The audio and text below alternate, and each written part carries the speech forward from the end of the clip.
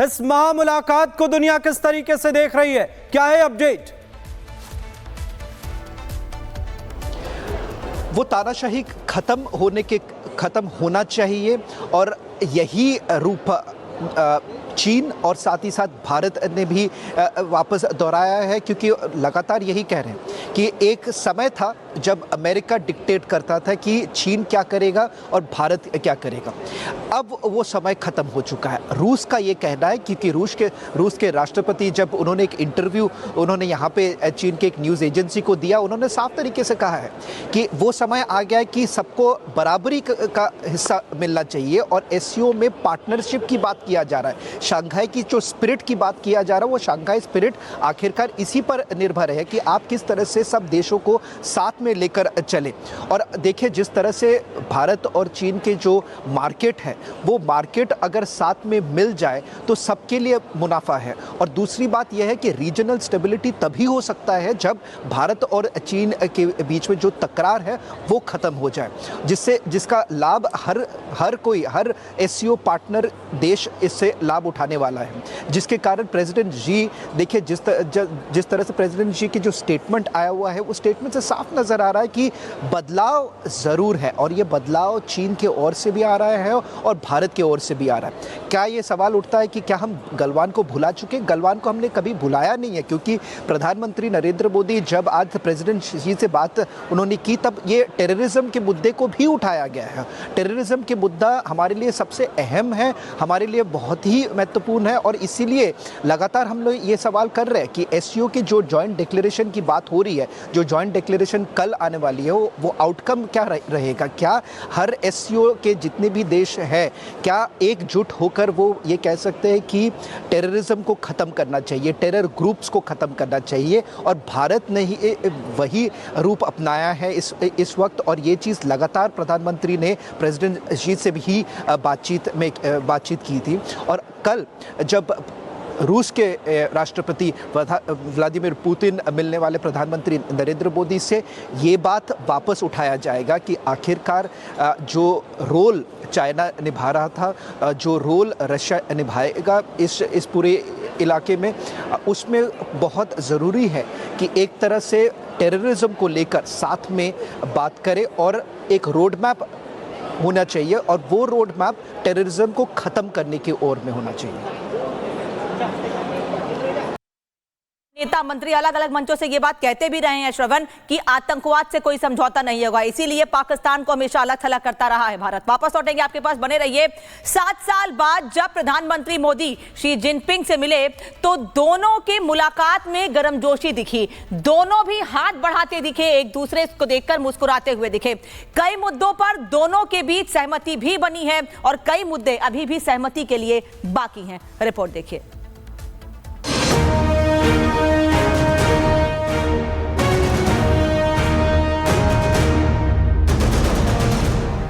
ये दोस्ती की नई उड़ान है, ये कारोबार की नई इबारत लिखी जा रही है, ये टैरिफ के खिलाफ नई रणनीति है। 7 साल बाद पीएम मोदी चीन दौरे पर हैं और ये पहला मौका है जब गलवान झड़प के बाद पीएम मोदी चीन के राष्ट्रपति शी जिनपिंग से मुलाकात की।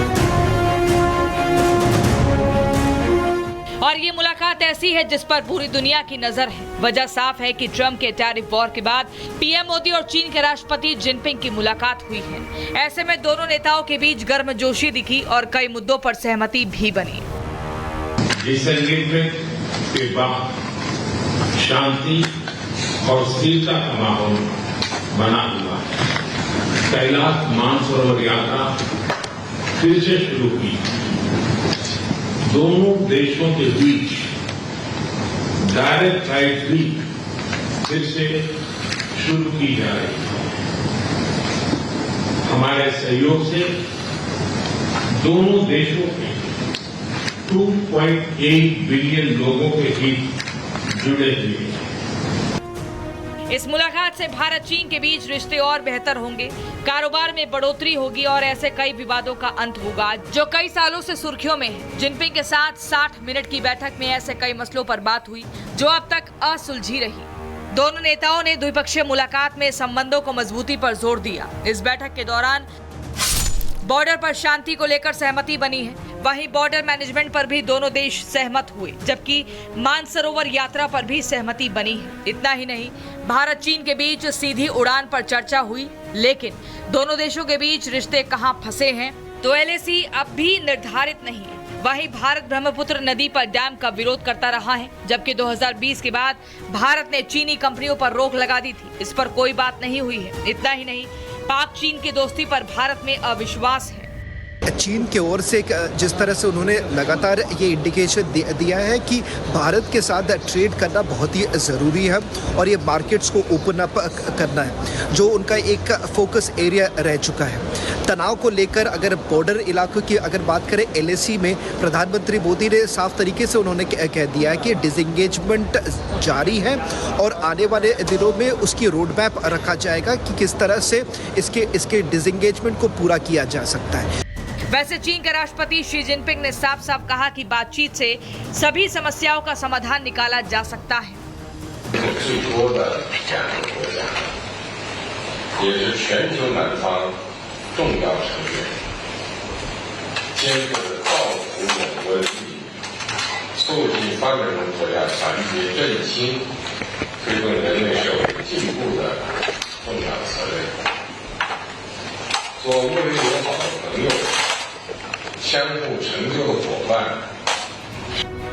भारत चीन के बीच की तल्खी कम हो रही है, लेकिन चीन से भारत की दोस्ती पर अमेरिका जल रहा है, जबकि पाकिस्तान को जलन हो रही है।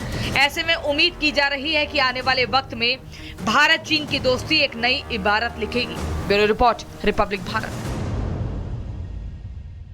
तो गलवान झड़प के बाद देखिए बेहतर संबंध भारत और चीन के, और ये नई इबारत अब लिखने के लिए तैयार है। श्रवण भी लगातार अपडेट हम तक पहुंचा रहे हैं, लेकिन प्रेस कॉन्फ्रेंस का दौर भी वहां पर लगातार जारी है।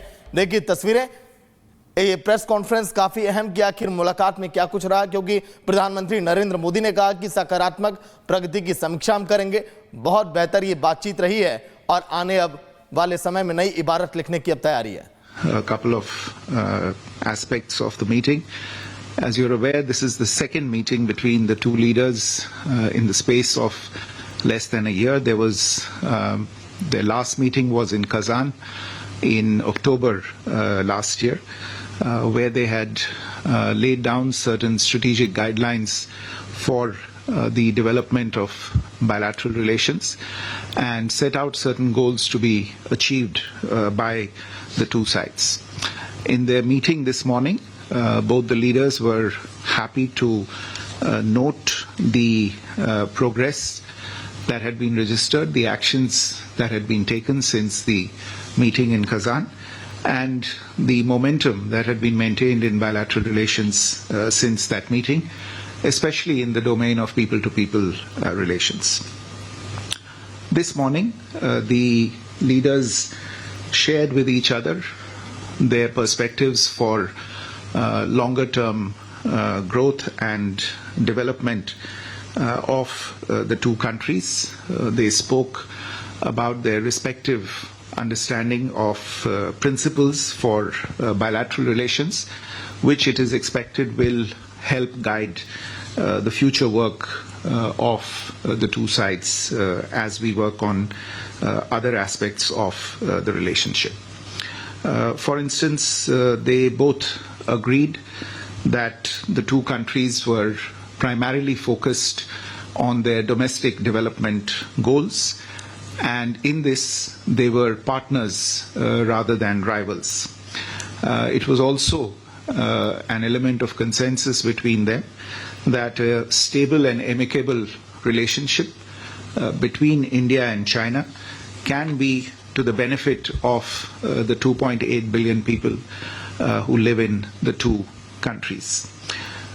The common interests of the two countries outweigh their differences, and the two leaders also shared a consensus on the fact that differences should not be allowed to be turned into disputes. और senior editor श्रवण सेन लगातार हमारे साथ जुड़े हुए हैं। श्रवण, दोनों देशों की मुलाकात के बीच बातचीत ये भी सामने आई जब जिनपिंग ने ये कहा कि दोनों देशों की जो संस्कृति है वो सबसे पुरानी है। इसके क्या मायने निकाले जाएं, क्योंकि दोनों देशों की दोस्ती तो मजबूत हो रही है, संस्कृति मिलकर कैसे दोनों देशों को और मजबूत करने वाली है?